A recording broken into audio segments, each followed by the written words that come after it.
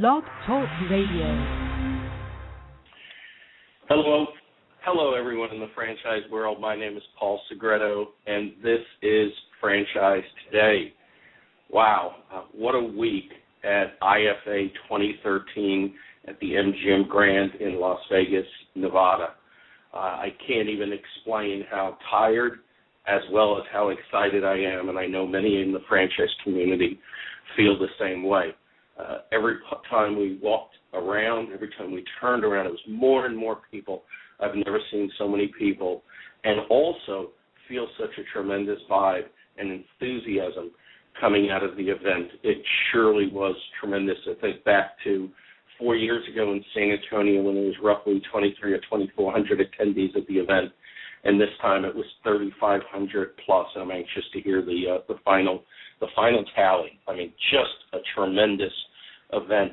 Before we talk with our guest today, Nancy Weingartner, the executive editor at Franchise Times Magazine, she's going to give us some of the highlights and some of her thoughts on the event, as well as share some insight on the revamped online exposure of Franchise Times Magazine. Really a tremendous improvement on their site as well as their upcoming conference. But before we do, I do want to talk a little bit about the upcoming shows on Franchise Today. We were able to secure some of our guests on the upcoming shows. Next week, of course, the Voices of Franchising series will continue. It actually ends next week, and Therese Gilligan from Franchise Update Group will be my guest. And then in March, the first 2 weeks of March, we have Sandy Shoemaker as well as Ron Feldman will be on our Franchise Finance series. And then we'll be at the Multi-Unit Conference, and Bob Gapper of Management 2000 will be one of my guests in our Multi-Unit Franchising series. And then in April and May, it's really exciting as we're starting to get final commitments for our fourth annual Franchise Legal Series.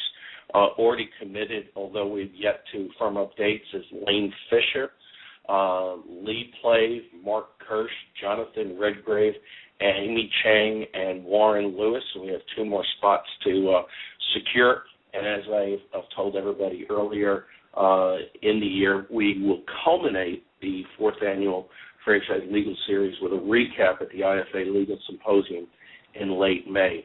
And then in June, I'm real excited because June will have a couple of segments in a series, Technology and Franchising.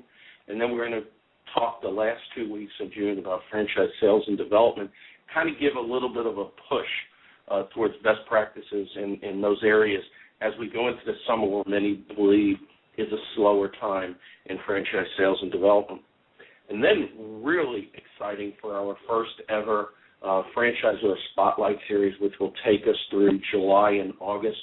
We'll be spotlighting some of the emerging and successful franchise brands and how to utilize best practices to get where they're going. And I'm really, really super excited as I confirmed a commitment from this year's Entrepreneur of the Year. And, of course, we're talking about Jersey Mike's CEO, Peter Cancro. Had a great conversation with him at IFA, and we're going to do a live event with him and I sitting across the table.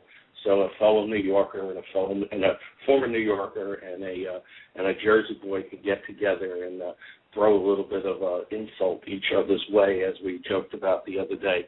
And I know Nancy interviewed Peter this week at IFA, so that should really be an interesting show. We also have Dina Dwyer Owen scheduled, so the Spotlight Series will be 2 months, be 9 or 10 episodes through the summer, July and August. And then September will be focused around the IFA's Public Affairs Conference in Washington, D.C., and then October and November will focus around 2 events, which will be the Franchise Update Leadership Conference in Atlanta, as well as the West Coast Franchise Expo on the West Coast. And then, of course, December will be kind of a year in review, and then lead into January with Franchise Expo South right here in my neck of woods in Houston, Texas. So really one heck of a schedule already we'll be doing 50 live shows weekly and another 10 special events, including one at the Dealmakers Summit in Chicago, Illinois in August, and we'll be having more details on all of that. So without much further ado, I'd like to introduce, again, for Franchise Today, I believe this is the third time, Nancy Weingartner, the executive editor of Franchise Times Magazine. Nancy, welcome back to the show. Well, thank you, Paul. I really appreciate having this pulpit, so thank you. Well, I know, like me, you got to be a little bit tired. You got to be a little bit happy to be at home and sitting back and saying, God, I'm glad I don't have to walk anymore. I know. I think our feet are really the ones that take more punishment than our voices do at this MGM location. You know, don't I know it? It was funny because I marvel at the beautiful shoes that the women at the event wear, and I was especially Shelley's son, who might have the best shoes in franchising.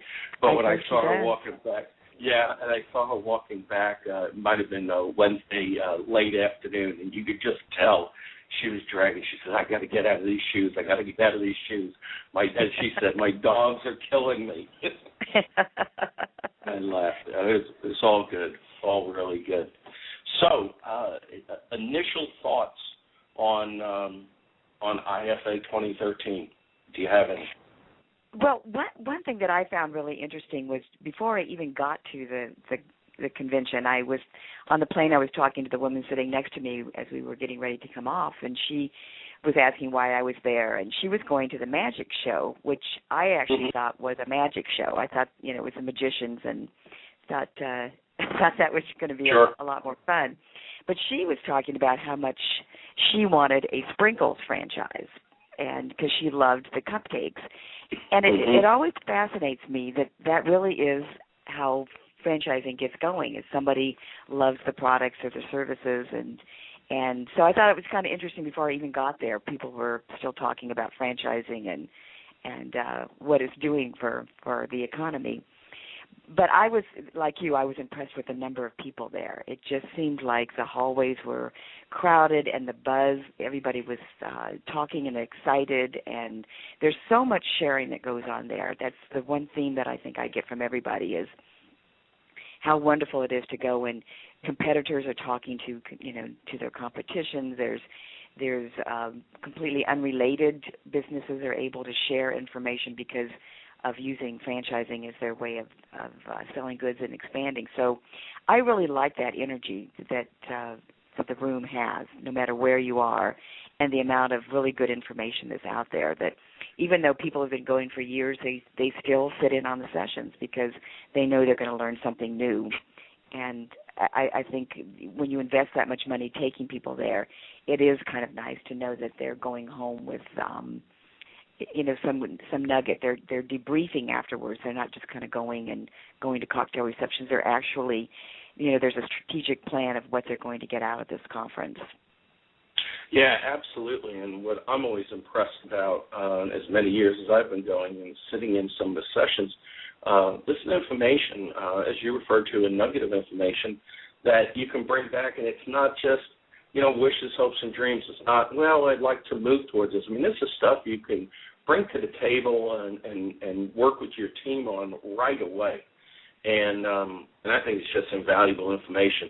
And I think to your point about sitting next to somebody on the plane, talking about franchise, I really think what has absolutely helped franchising is the exposure that we've been getting on CBS Undercover Boss, most recently on Shark Tank, the Be the Boss show.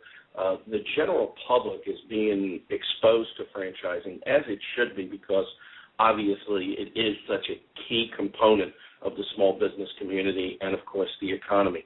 So I really think that has helped a great deal to bring franchising in the spotlight, so to speak, with the general public at large. Well, and then you have the keynote speaker, Dr. Condoleezza Rice, say that, getting the economy going is the number one thing that everybody should be thinking about right now, from the government on down. And, of course, that was a huge message people love to hear. But I think that is what people are finally realizing, that small business is kind of our bread and butter in this country, and we need to pay attention to it. We need to be more creative about how we go about expanding and selling our products and services. And sure. I just think that's a good sign. And I was talking to some U.S. commercial service officers who have their posts are overseas, and as we all know, international is kind of the way franchising is going.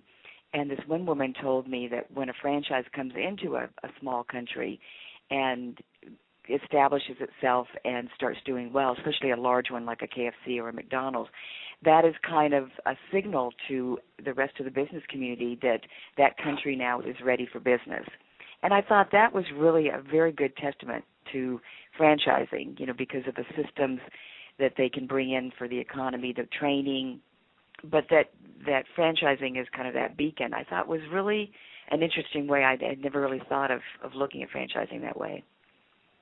Yeah, absolutely, and it's really interesting when you talk about the international community. To me, there was a larger contingency from international markets than I've ever seen before. I had the pleasure of meeting Alan Branch. He's from Australia. Paulo Cesar Mauro from Brazil. I met on Saturday with many people from the Brazilian franchise delegation. Of course, I believe franchising is really going to boom in Brazil with 2014 World Cup and 2016 Summer Olympics.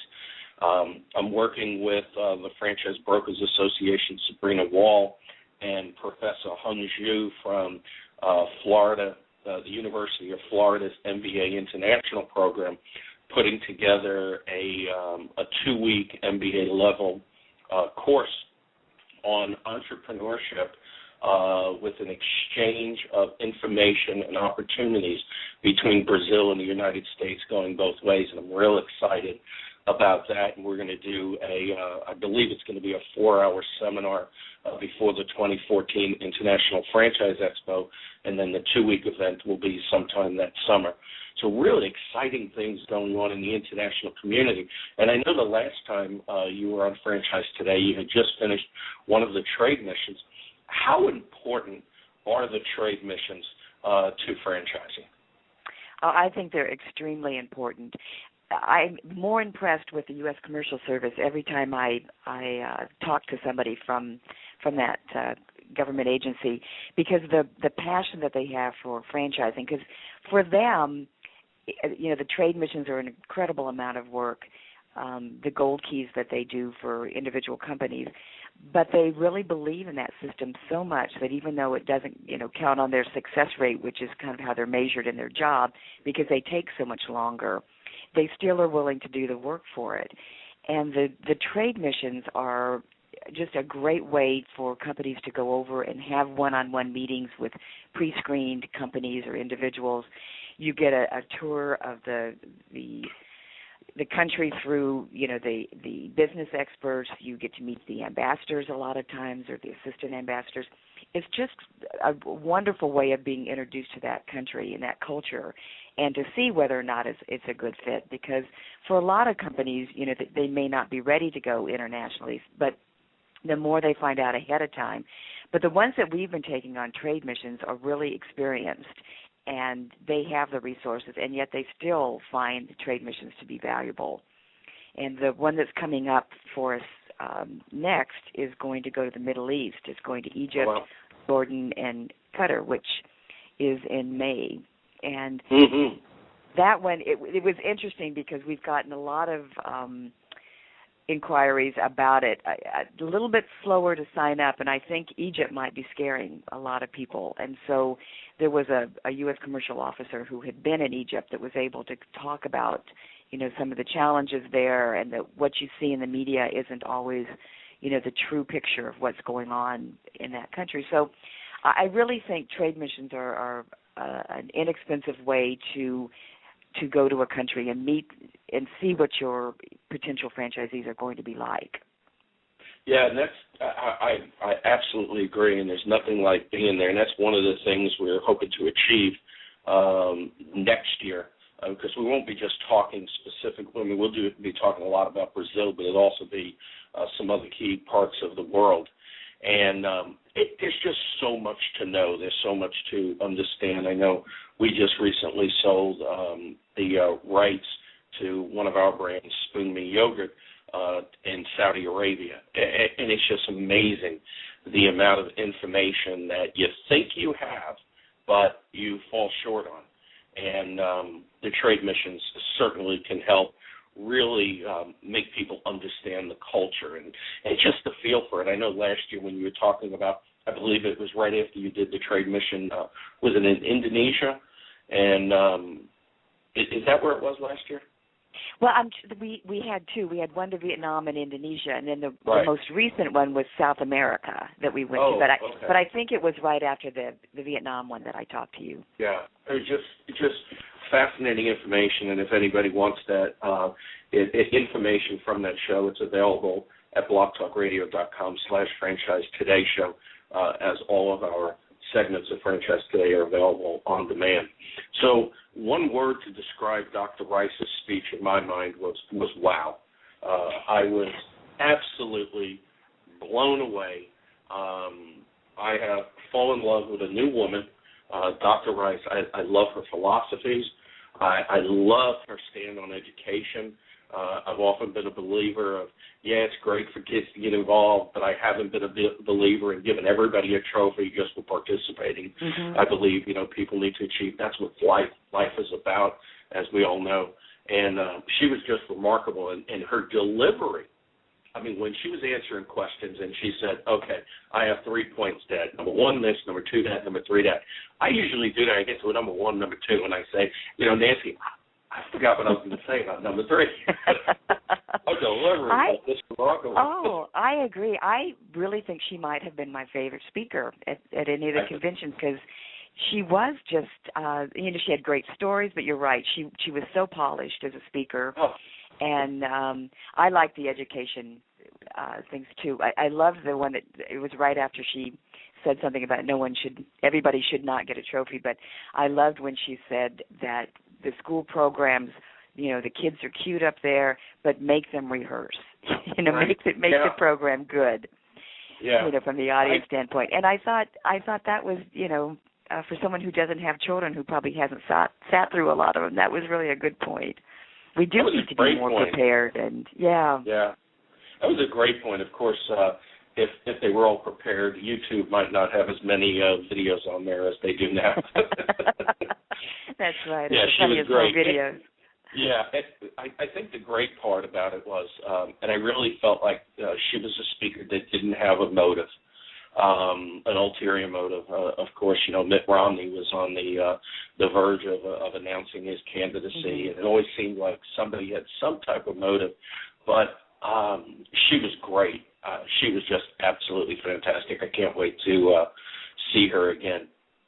There was so many fantastic things about this year's event, and I know right after I was speaking with Peter Cancor, the CEO and founder of Jersey Mike's, you had an opportunity to interview him, and I don't think anybody in franchising has not heard of Jersey Mike's by now. And Peter, with a great story, he was named Entrepreneur of the Year at the annual convention. He bought his first sub in Point Pleasant, New Jersey in 1975 at the age of 17, which really resonates with me because I was 17 at the age of in 1975 as well. He expanded nationally in 87. He's operating more than 600 units, 33 states, and is determined to expand the franchise nationally and overseas and reach 1,000 restaurants. And I'm confident he will definitely achieve those goals. So tell us a little bit about your interview with Peter. Well, I had just a very short one. He had spoken at one of our conferences, I think it was our Franchise Finance Conference a couple of years ago, and same way. I loved the story. I know what I was doing at 17, and it was nowhere near starting a business or a dynasty, and I like the fact that the giving back to the community was something that was not just lip service, and they were talking about when they were looking for franchisees. They wanted them, it was kind of like, I'll know it when I see it. He said it was really hard to define what they're looking for, but they wanted people that they were comfortable with, that had the same business philosophy, the same community awareness philosophy, and I really like that, because I think, franchising has been accused in the past of just taking anybody that could fog a mirror. Right. And right. I like the fact that franchisors now are really thinking, that's a warm body is not good enough anymore. You've got to make sure it's somebody that you're going to get along with, somebody that is going to do your business and your plan justice. And so I was impressed with him. And it sounds like he's really surrounding himself with experienced, really good people as he's growing this company. Absolutely. Yeah, absolutely. And if some people don't know this story, Peter was working in Mike's sub shop in Point Pleasant, New Jersey, followed his brother working there. And he was in high school, talk about an overachiever. He's class president, started a football team, definitely had opportunity to go on to a college education and most likely a scholarship. And when he found out the sub shop was for sale, he decided to buy it. Talk about true entrepreneurial risk. I marvel at it. Kudos to him. He's done fabulous and is definitely somebody that I would definitely suggest the younger people try to emulate.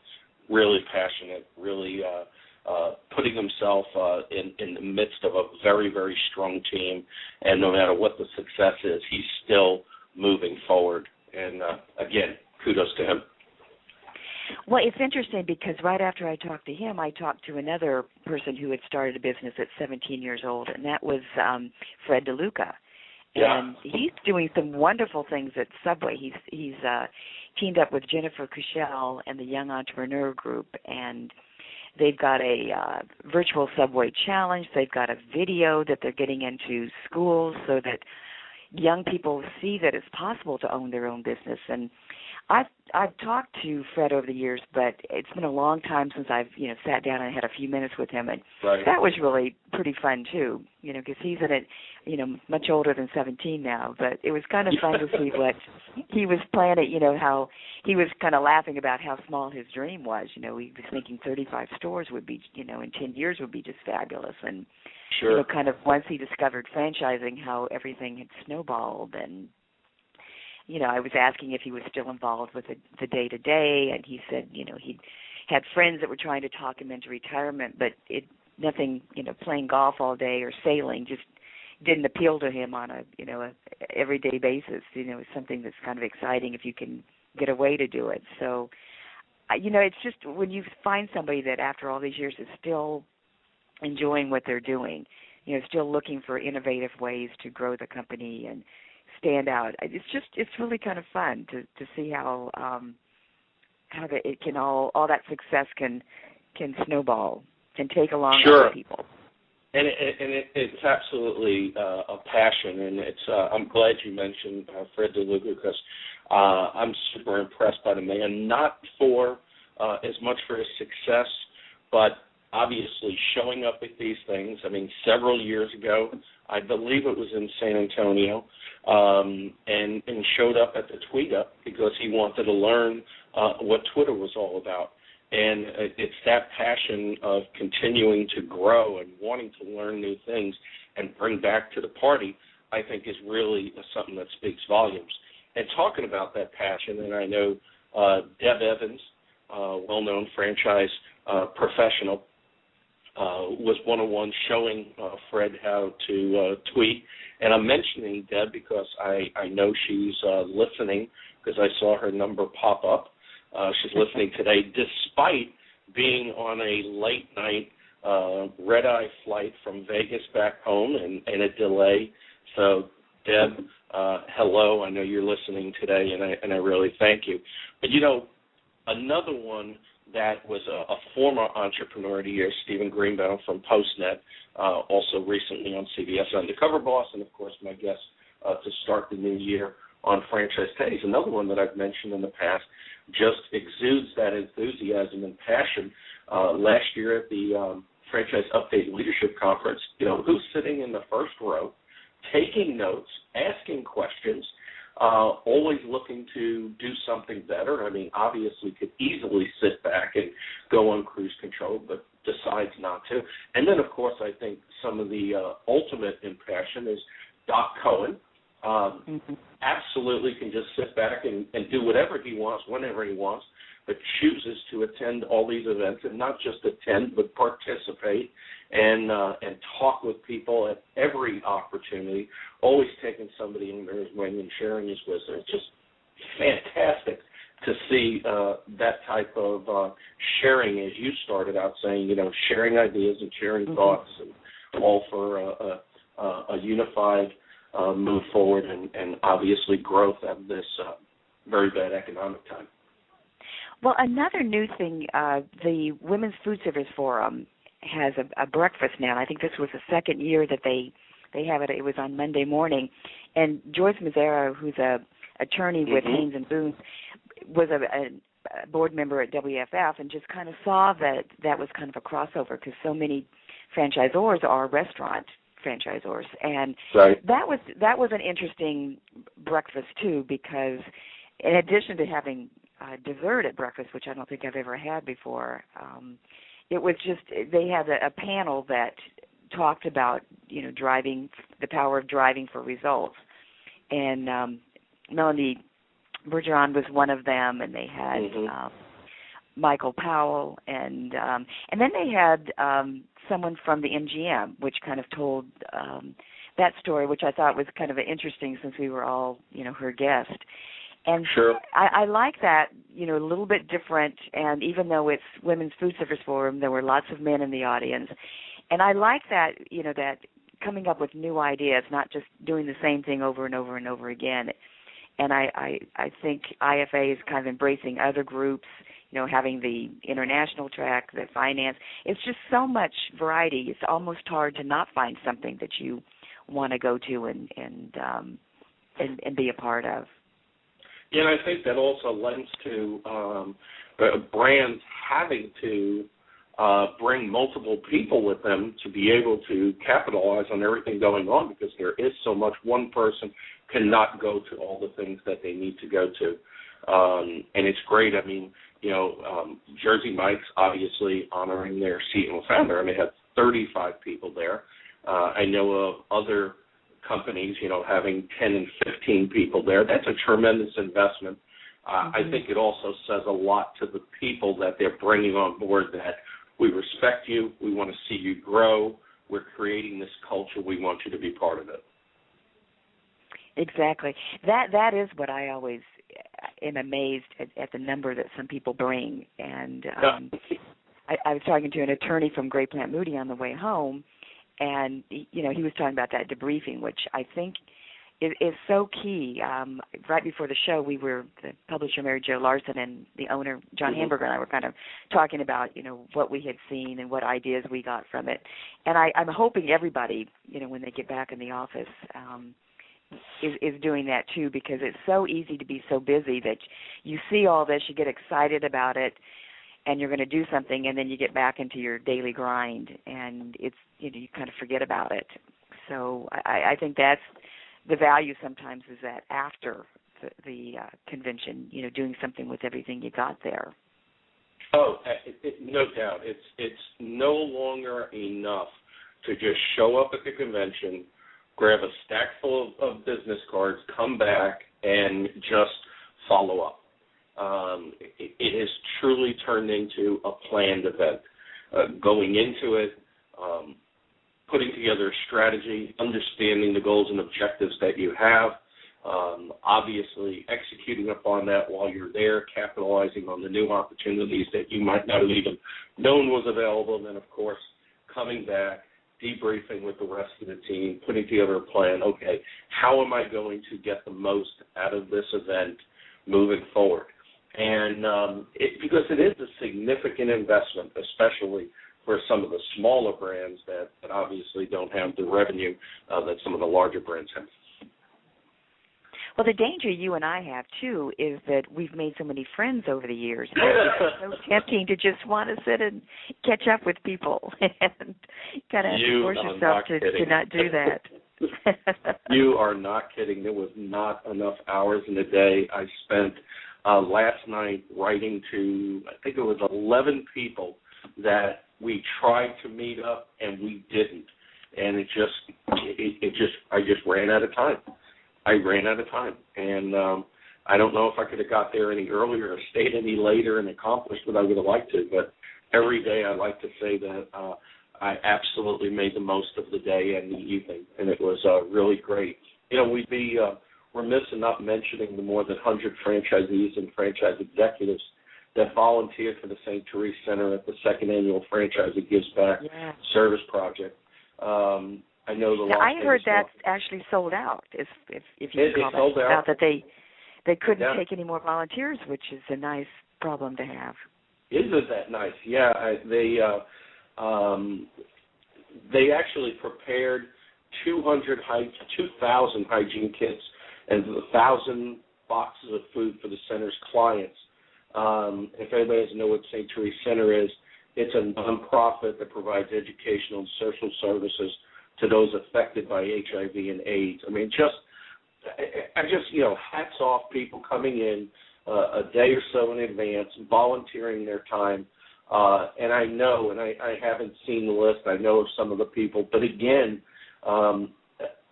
these are people that could just easily kick back on cruise control, and yet they are there participating. Hats off to them.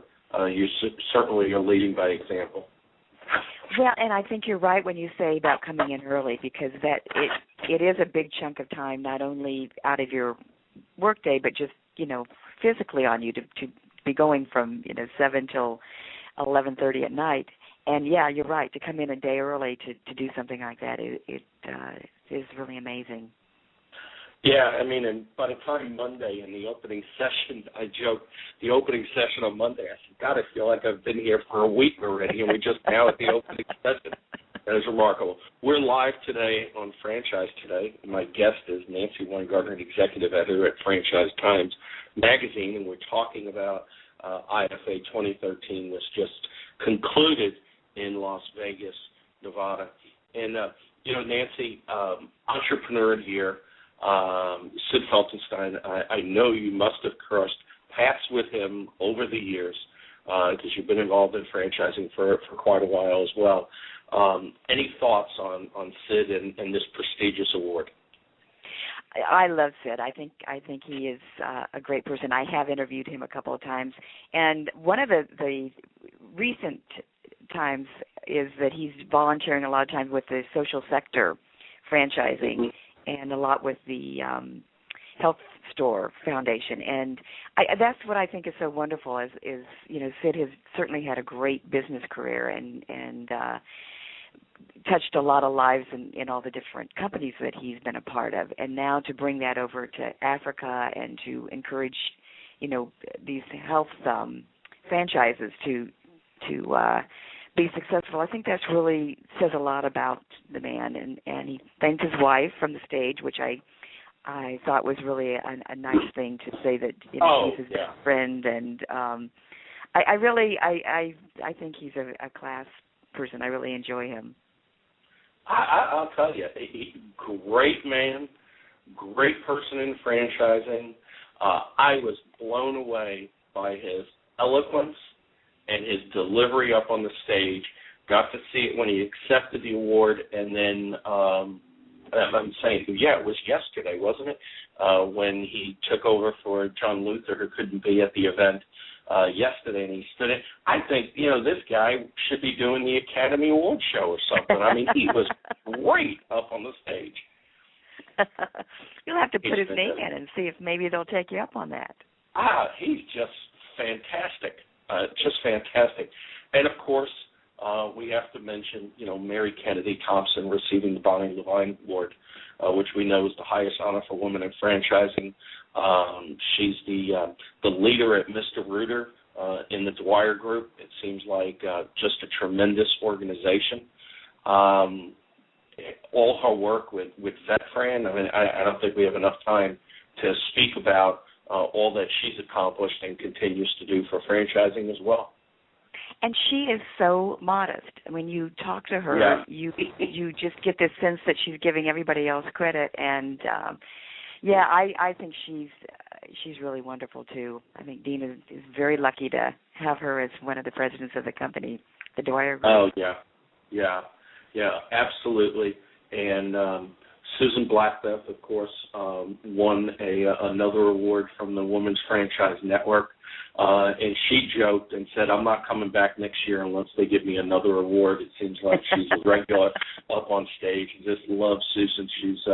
She's tremendous, and excited that she's again spearheading the second annual Dealmaker Summit in Chicago in August. Like, she's got plenty of time during the day. I know. I often refer to her as the franchise Energizer Bunny. I mean, she's just go, go, go. She really is, and she's doing well. She does a lot of exercising too. She's running all these mini triathlons, and she is a wonderful. I was looking at all the awards in the book, and I'm trying to think what she might win next year, but she probably will. Yeah, she probably will. I mean, and you're right. I mean, she's so active. I mean, every time I think, oh man, I got to exercise more, I don't have the time. And I look at Susan, I kind of got to put my head down and say, I'm embarrassed. She's just go, go, go. I often said that if franchising ever had a Hunger Games, I want Susan on my team. She's remarkable. So, obviously, great speeches throughout the event. I mean, Steve Caldera is eloquent and in his delivery and his messaging. And certainly for his passion and enthusiasm for franchising. I had the honor of interviewing him last week, just 2 days before the IFA convention, and really honored that he took time out of his busy schedule. But again, that's just Steve. I mean, whether it be in the bar or the restaurant, at the IFA event, always has a few words for you, and really is just a great leader moving into the new year. And of course, I really believe Steve Romanella's new chairman of the IFA is just going to be super fantastic. Again, and I'm overusing the word eloquent. He's another one that falls into that category, and just a great guy and totally dedicated to franchising as well. I think we've got great leadership moving forward. Not that the leadership wasn't great behind us, but we've learned, we've stayed with the times, and now we're moving forward through challenging times, and I think these two guys are going to do great in 2013. Yes, I've been hearing a lot about Steve, too, and people are expecting, I think, that he's going to do a little shaking up, because he is somebody who has a lot of, ideas and vision, and I think it's going to be exciting to see what happens this year. Yeah, I believe so, and I think what's really going to help, I believe, is Steve's background, obviously, with Rourke Capital, and overseeing and directing and managing multiple brands in various industry segments, I think really is going to give a different perspective to that chairman's role in 2013. Yes, yeah, definitely. Yeah. I'm trying to think, have we forgotten any of the award winners? Let's see. We had the Diversity Award. And right, which was Yum. I was thinking Yum Brands. Phil Seidman won something, but I don't see it in this book. So yeah, I don't. From DLA Piper. It's just so much. Yeah. Yeah. And of course, kudos to the iFranchise Group for bringing in so many new members and sitting on the membership committee myself. I can't thank Lane Fisher, the head of the membership committee, enough for his leadership and drive and push in getting the whole membership committee to do their job and to excel at it. And then when we were even chugging along, Lane came out with the One Warm Lead campaign in the 11th hour, which brought a lot more members to the table. It was just a great push. And like I said, I've never been involved with somebody that really had the tenacity that's necessary to just take it to a new level. Well, I keep telling Lane that he should get into sales. I think he could he could make a fortune. Although he's a good lawyer too, so I guess he's not doing so bad there either. Yeah, he's phenomenal at that. And of course, again, like Susan Blackbeth, when we say, "Oh, I don't have time to do this," Lane runs one heck of a practice. He's involved in so much, and then of course won the first Sid Feltenstein Award last year for bringing in the most money through Fran Pack. And I'll tell you, quite frankly, and I think I said it last week, when I saw what Lane brought in, almost, I think it was a third of the whole pack for 2012. When I said, I've got to do more, and I committed to being a max donor for 2013. I mean, if he could do it, and I'm going to help promote it and do everything I can. And it's people like Lane and a lot of others in franchising and Ron Feldman. They lead by example, and you have to go along with it. Otherwise, maybe you need to look at a different career. And it's a lot of those. I had the distinct honor of spending a lot of time this convention with Bernie Siegel, the founder of Siegel Capital Group and now Franchise America Finance. And again, Bernie's another one of those that, could sit around in Puerto Rico and not do anything if he doesn't want to, but yet he takes people under his wing and shares his wisdom and guidance and truly wants to get to know you and figure out, how he can help and mentor and guide, and hats off to him as well. Yes, he does a great job. And the exhibit hall was fun this year, too. Did you find? The exhibit hall was unbelievable. I think I got my picture taken 4 or 5 different places. The artists doing the caricatures, and then they had some photo booths, and I got my picture taken with a showgirl. So it's really kind of fun how the different ways they had tried to engage people at their booths.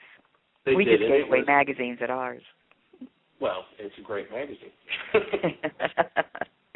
There were so many people there, and obviously technology shined through because there were so many different solutions providers that were there.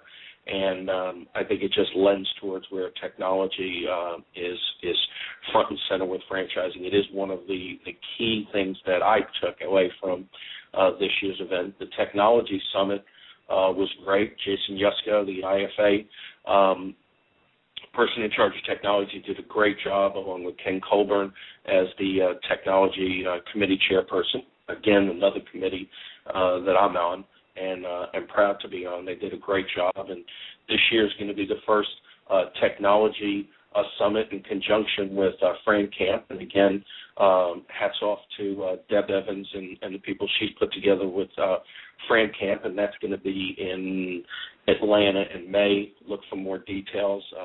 It'll be very much social media and technology minded. So IFA is really stepping up. Of course, I'd be remiss in not talking about Fran Social.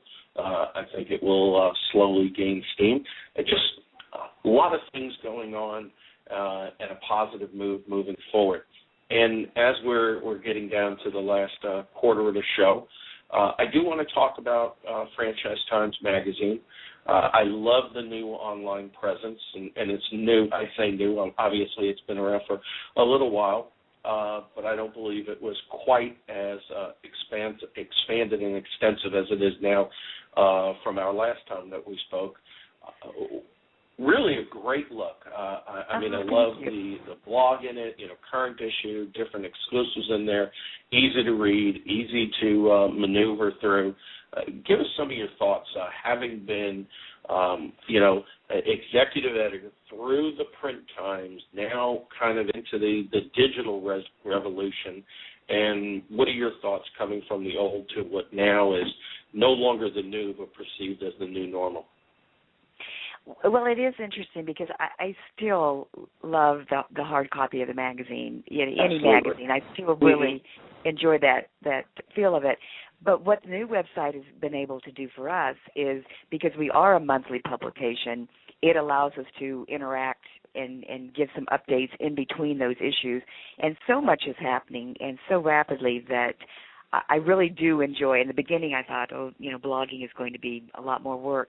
But it really is kind of fun when you find just a short little snippet of a story or something left over from an interview that you didn't get in, to be able to post that. We can publicize things that, if we missed a deadline, such as our conferences or other people's conferences, it's really nice to have that ability to constantly post something new, change out the photos, update articles.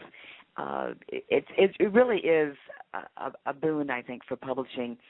I really would hate to see the hard copies go away because I still think they're easier to read. But, being able to see all the different stories up there. The nice thing it does for us, too, is it gives us some international readers because it's so expensive to mail the magazine out. So I like that ability, since we're doing a lot more international, that the people we're writing about in other countries will be able to read those stories. And we're also combining, we've got what's called the Superbook of Franchise Opportunities, which used to have a separate website, and we've learned that by teaming them together, we get more hits, and we move up, more on the Google pages. So we're slowly learning. We had a website committee here that did a lot of work on that, and it's really interesting. You go through all that, you think it all through, and then you sit down and you say, I wish we had done this, I wish we had done that. And one nice thing is that is a medium which you can change, if you decide you'd rather move things around. So it is something that it's a work in progress. We're going to be constantly changing and updating, and we'd love to get feedback from people. I appreciate you saying it's easy to read, because that's one thing we're really looking at now to see if that's, navigation is the way it should be. Well, it's one of the 300-plus blogs and online sites that I regularly review every week. And I do agree. I like the print issue of any publication much better. It's easier to read. I find that when I read the print issues, I do read with more comprehension in mind, because I read it from front to back, and I'll go back over a paragraph if I have to, where I feel, where I find myself in the digital world glancing through and reading, paragraphs or phrases at a time and getting the most out of it. But, that's good, because what I like about it is, like, I'm looking at the site right now back on February 8th, and you have the Legal Eagles nearly landed first Hall of Fame on tap, where in the past we would have had to wait till April for that to come out. At least we're getting a tidbit of information ahead of time, and it kind of whets the appetite. And if it is breaking news, at least we don't have to wait till 6 weeks later for it to come out in print. So I think that's great. And while we're talking about the Legal Eagles list, you're in your 10th year, which is remarkable, and I love this Hall of Fame thought behind this. Give us a little bit of insight about the Legal Eagles. There might be some people, although I couldn't imagine anybody in franchising not being aware of it, but let's be realistic, there are some that aren't. So if you could tell us a little bit about that. Sure. We look at the top franchise attorneys, and we have both nominations, and then we have a committee that looks over the nominations and comes up with the list. And we have been doing it for 10 years, which is pretty amazing. I don't remember off the top of my head the exact number, but I think it's somewhere around 20 that have been on the list all 10 years. So this year we're going to honor them. We're going to pull them out, have photos, do some short little interviews with some of them or all of them, just to see, what their careers were like or what they're like as people. And one of the things that we rely on when people do nominations is what they say about the attorney, why that person was nominated. So it's not just send in, a long list of names. It's actually telling us why they think that they should be a legal eagle. So that is something that's always, I think people really look forward to having that list come out. So we're working on that right now, which is a lot of work. Oh, I'm sure. Absolutely. I think it's, absolutely great. I think it's just tremendous to showcase some of these attorneys that often are below the radar. there's a lot of them that are obviously great, and I just can't imagine 10 years in a row being on that list. Talk about longevity.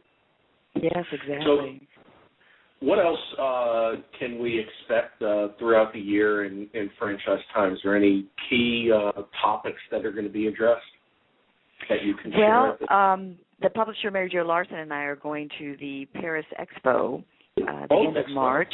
Yeah. So we're going to it. I'm really excited to go because I've heard the expos are a lot different in Europe and other countries than they are here. So I thought that would be kind of an exciting thing to go find out a little bit more about franchising. You don't really hear about franchising in Europe very much anymore. Yeah. A lot of the economic problems, it just seems like countries aren't going there. They're looking at more of the emerging economies. So I thought that would be something to do a large story on that. And of course, who could turn down Paris in springtime? Well, exactly. I don't think it sounds like a boondoggle at all to me.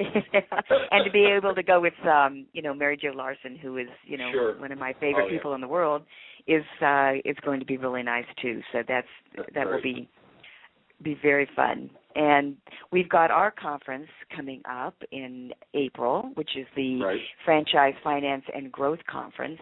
And this year we have a little bit different twist to it. We've got a lot of really, great people speaking, but we're honoring the best deals that were made last year. And that has been kind of fun too, that kind of the excitement over that because, deals are becoming, I think, another wave of the future because companies are being sold. Franchisees now are buying companies, or they're buying, they're buying franchisee companies. So it's really a lot of movement in that area. So we've got the top deals that we're going to honor, and the people in order to receive this are actually going to be there. So I think the conference is going to be exciting. It's going to have a lot of the, larger franchisees there. We've always got a lot of lenders, and we're looking at how you can get money and how you can grow your system, the different vehicles. We just have a lot of really, just a wealth of information on financing. And actually the other thing that we've got professional athletes that are going to come and talk about how they, have used money. So it's going to be a really great program. It's at the Four Seasons in Las Vegas, April 24th it starts. So, I really encourage anybody that, wants to grow their system to come and be a part of that.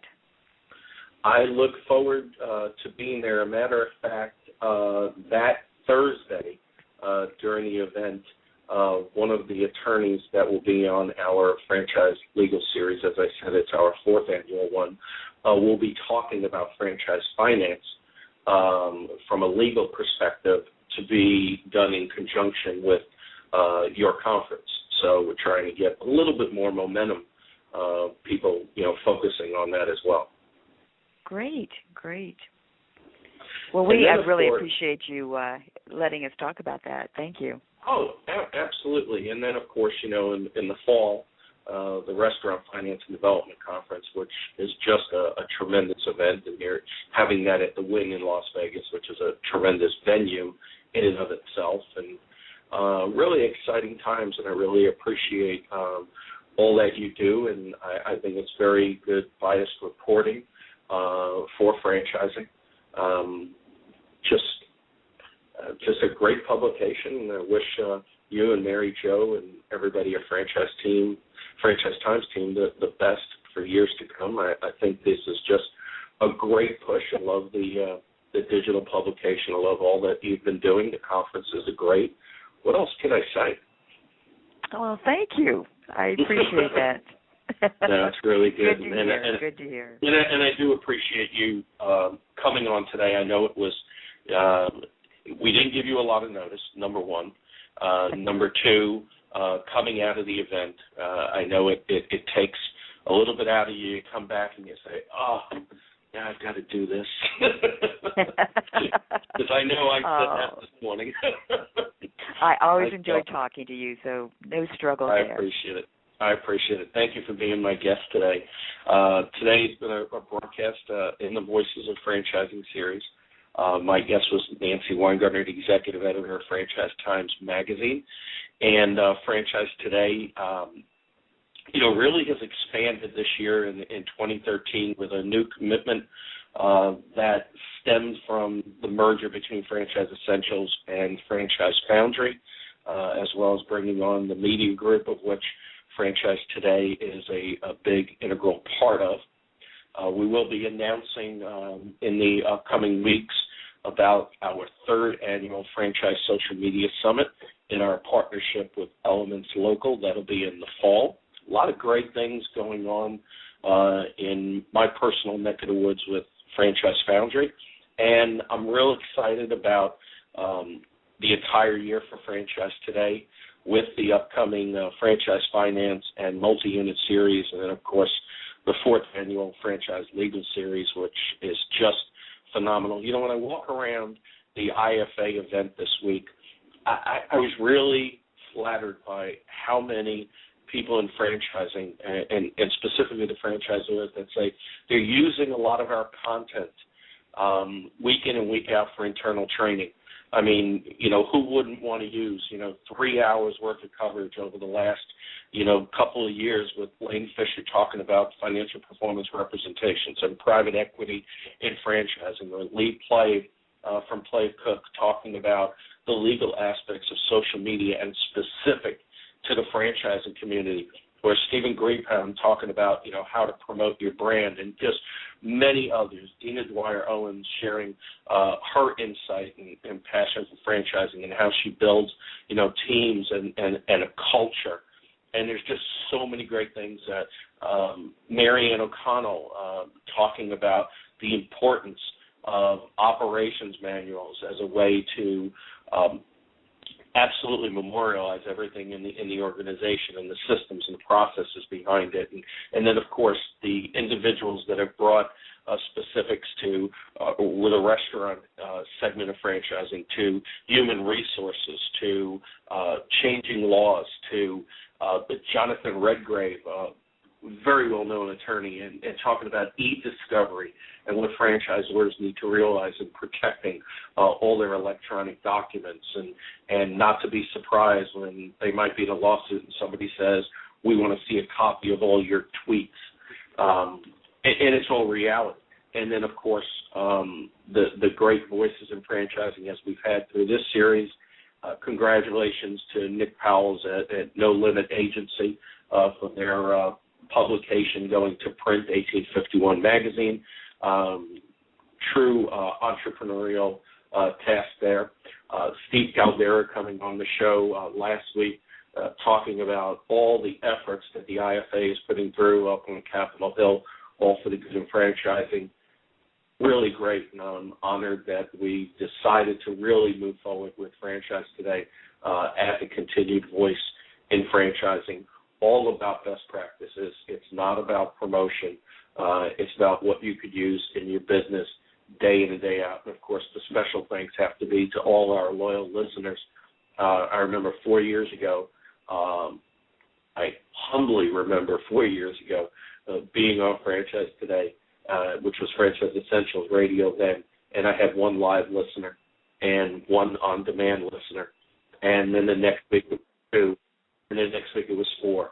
And now we're getting, anywhere between 400 and 800 live listeners a week, and anywhere between 6,000 and 11,000 on-demand listens by the Monday after the show.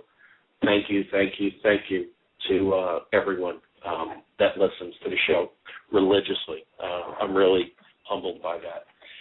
And, of course, special thanks go to Sherry and Brad Fishman, Deborah Vilchis, and the team at Fishman Public Relations and Marketing that have committed to be our strategic partner on Franchise Today.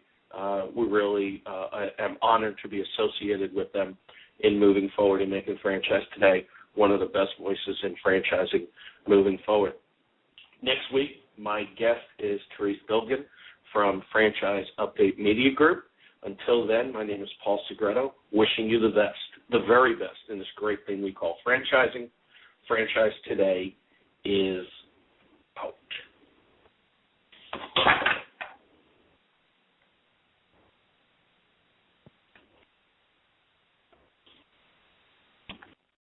When it's PCS time, you know the drill. Pack, research the new base, get the kids in school, because family supports family. At American Public University, we support military families with flexible, affordable online education that moves with you. As a military spouse, your tuition rate is the same as your partner's, just $250 per credit hour. American Public University, education that moves with you. Learn more at apu.apus.edu/military.